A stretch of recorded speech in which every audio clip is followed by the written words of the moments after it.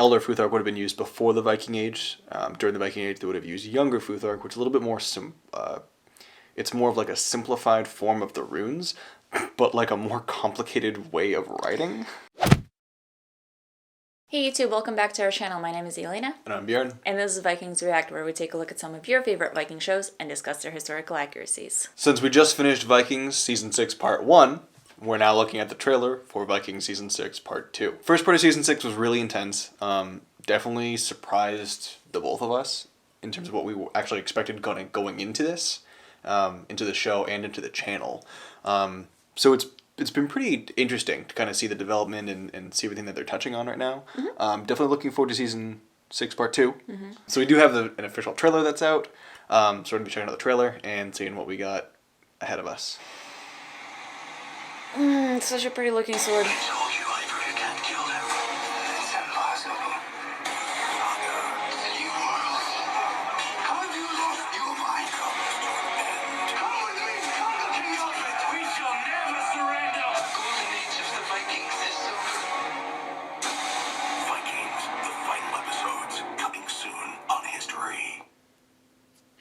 So first off, this sword. Mm-hmm. I don't know whose sword that is. Okay, so it has runes. Yeah, it's got some runic writing along the blade. It's a pretty interesting looking sword in of itself. Right. I kind of like the way it tapers, and it has like that nice fuller, and then there's the runes etched into the fuller as well. Mm-hmm. They look like Elder Futhark. Elder Futhark would have been used before the Viking Age. During the Viking Age, they would have used Younger Futhark, which is a little bit more it's more of like a simplified form of the runes, but like a more complicated way of writing. It was an interesting change. Yeah, so like it dropped some of the letters, so like a single rune can count for multiple letters, but what's more important about runic writing is that it's not based on how you spell it, it's based on how it's pronounced and how it sounds. Mm-hmm. So then like there's only like 3 or 4 runes for vowels, and then like so many sounds count for each one runic vowel. So depending on how it's used is going to change how it's supposed to sound. So it can get really complicated in terms of that. But yeah, I mean, I don't think it says anything. It's a little bit hard to make out the runes, so it doesn't really look like it says anything specifically. Like it looks like SGNI. I'm not sure what that is. I think we might be looking at it upside down too. That's also very possible. To be fair. So even going the other way, INGS, ings. I mean, oh, maybe that's supposed to be kings. I don't know.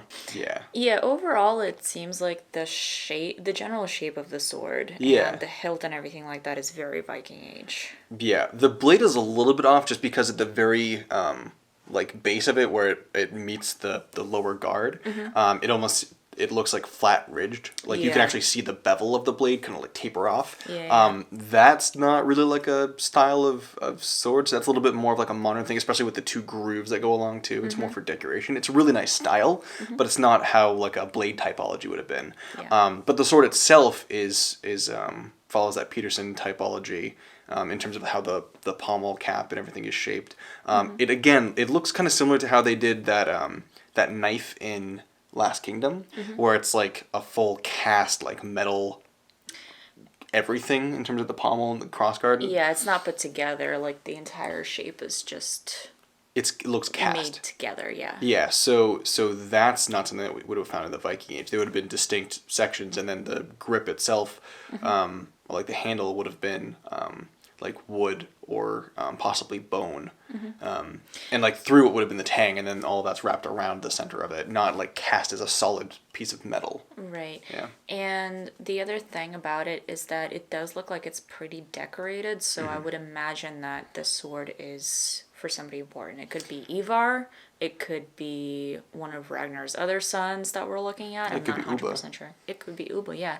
But a sword like that with so much embellishment to it mm-hmm. would belong to somebody that was of higher standing. Yeah, it is really nice to see, because it does have a little bit of like those dot motifs and some of like the twisted inlay that you do see in some of the more renowned kind of like king swords. Mm-hmm. So it is very beautiful. So maybe this is Harold coming back. Like I said, I don't think he died.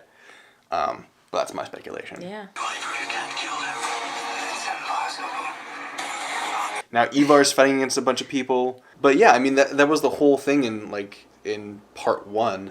Like Ivar just kind of stumbled around doing nothing, but he did set up this whole instance to try to overthrow Oleg for Igor. So maybe that's just kind of coming to fruition for this scene. Or for this season. True. That's very true. Yeah. That's what we could be kind of heading toward, is that now they have to deal with Oleg. Yeah.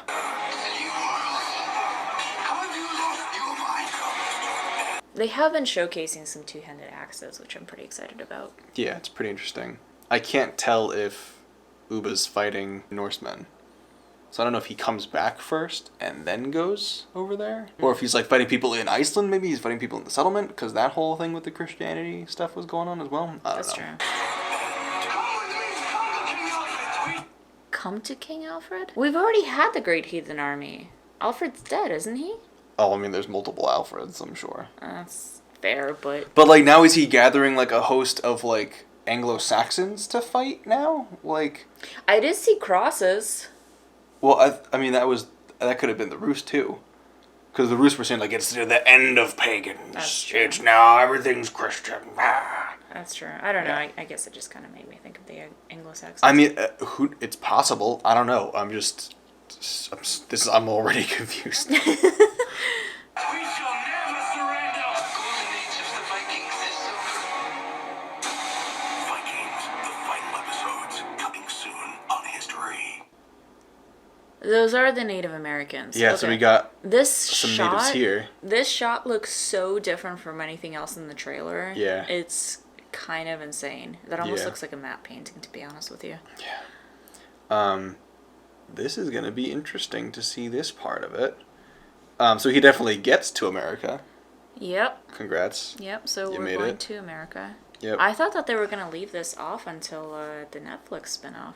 Well, maybe this might just be like a quick introduction or something. But That's true, I'm not really sure. That's but I was true. definitely expecting more of this in Netflix. Mm-hmm. I mean, to be honest with you, this looks so unfinished that this looks like a video game from like 10 years ago. Like, if you look at the figures, they look like video game characters. That's true. This was done so quickly and just thrown together. This might just be, a quick thing that we see in one of the episodes, and then it's just going to be gone. I'm confused as to how this situation happened, because, like, with the teepees and everything, it looks like they're in a native little village. So I don't know how they... Maybe they just wandered in. I guess. But then, like, how'd they get surrounded? Like, I don't know. I have questions. I have a lot of questions. Yeah, this is going to be interesting. I want to see how this happens. It looks really cool, though. I love the massive trees and how it's just kind of, like, thrown into the woods. Yeah. I like the look of this, honestly. Mm-hmm. It's showing promise. You can see some of the canoes and stuff off the side. Mm-hmm. Just with the whole brand new setting and the spin-off coming up. Mm-hmm. Like, it could just be that they're really trying hard to differentiate the two areas. Mm-hmm. I can see that. Yeah. I can totally see that.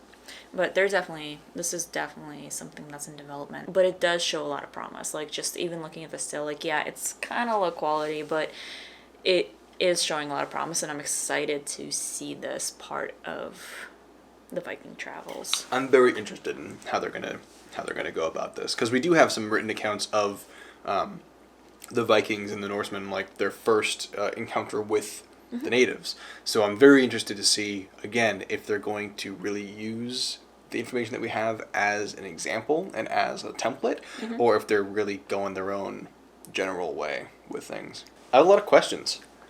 Yeah, me too. There's a lot. Why is Ivar bringing Alfred into it? What other massive army are they going to be fighting? Why did he mention King Alfred?